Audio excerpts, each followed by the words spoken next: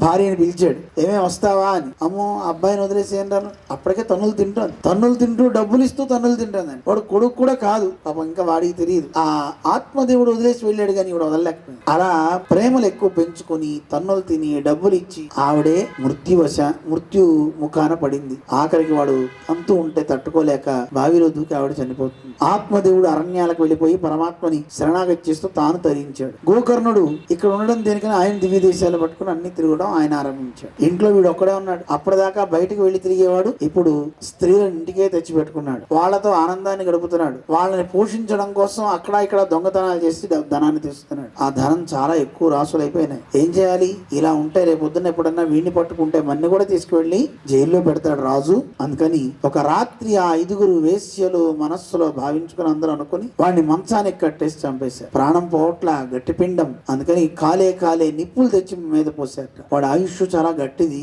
అయినా సరే విలవిల్లాడుతూ ఉంటే అలా ప్రాణం కొట్టుకుంటూ పోయింది కదా, ప్రేతం అయిపోయాడు. ఎవరికి తెలియకుండా వాడిని ఎక్కడో కప్పిపెట్టి వీళ్ళు వెళ్ళిపోయారు.